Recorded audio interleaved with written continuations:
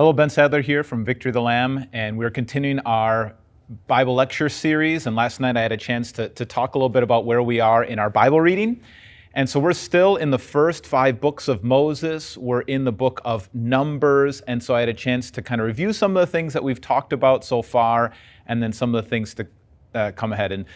And over again, people are still wondering, well, what's up with all of these strange laws? So I took some time to review these strange laws in the Old Testament and why they seem so bizarre to us. If you've ever read through Leviticus or Numbers or Deuteronomy, they just repeat over and over again. So here are 3 things that we need to remember when we read Old Testament laws.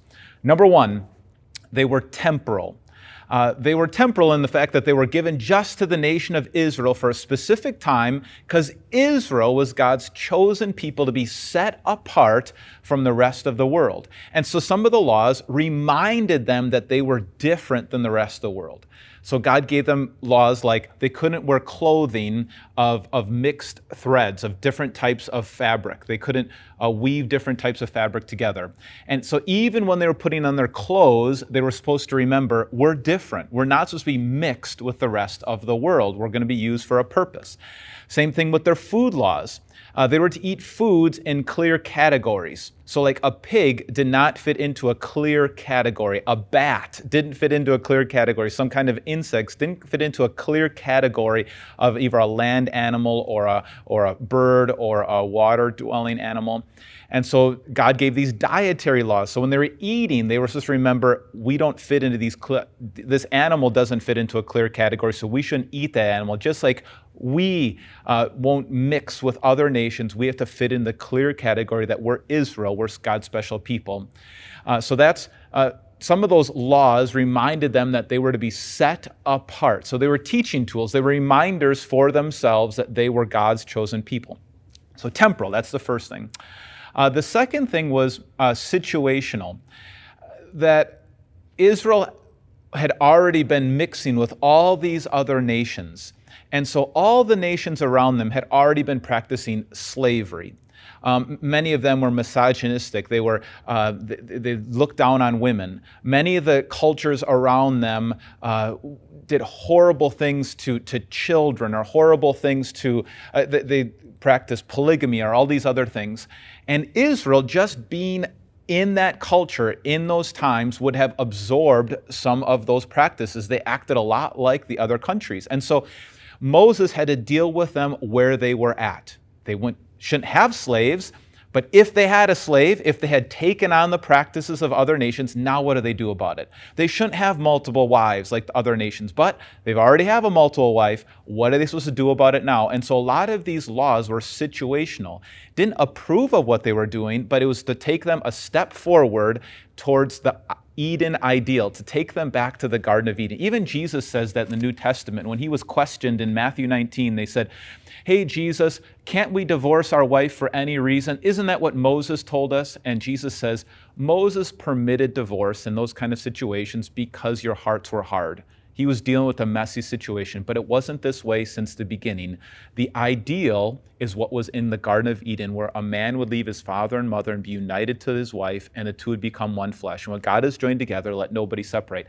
That's the ideal. Moses had to deal with the reality. So, number 1, the Old Testament laws were temporal for God's people at that time. Number 2, they were situational. And number 3, they pointed ahead to Jesus. And so, for example, there was sacrifices. And again, that might seem very strange to us, but all the nations around them were already practicing sacrifices. They were sacrificing animals in every different nation. But God said, all right, when you do a sacrifice, I don't need any sacrifices from you. I'm not hungry. I'm not without food. But when you do a sacrifice, put your hand on it and confess your sins. And it was a picture of how we transfer our sin over to Jesus, and he was sacrificed for us. They had other laws like Sabbath laws. They couldn't work one day a week as a way to remember that Jesus would be our rest, that we would find rest in God. So all of these different laws also pointed ahead to Jesus. And now that Jesus has come, we have the reality of Jesus. And so we don't need to go back to the teaching tools of the Old Testament of sacrifices and dietary laws and holiness laws or things like that, because the reality is in Jesus. They all pointed to Jesus. And now that Jesus is here, we can move on.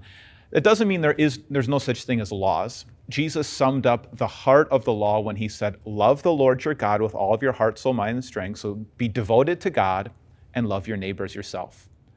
That's a lot harder than dietary laws, loving your neighbor. That's a lot harder than just taking a day off. That's a lot harder than sacrifices.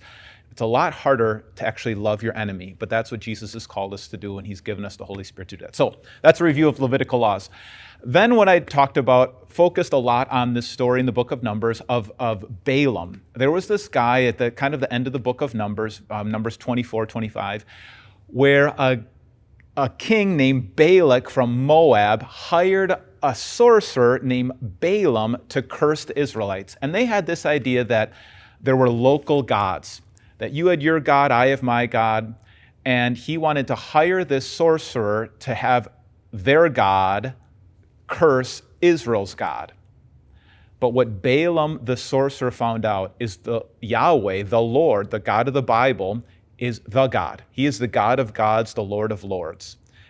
And no one can curse God's people if God has decided to bless them.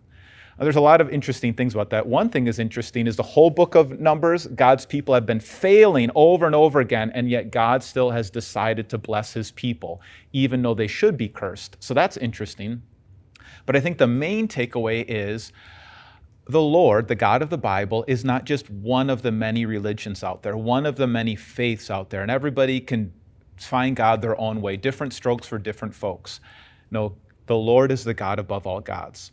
And our God, the real God, the true God, has revealed himself in Jesus Christ. He's come down, lived the life we were supposed to, followed all of the laws, both the Old Testament laws and all God's laws, and then he died on the cross to pay for our sins. He rose again, and now we are one with God.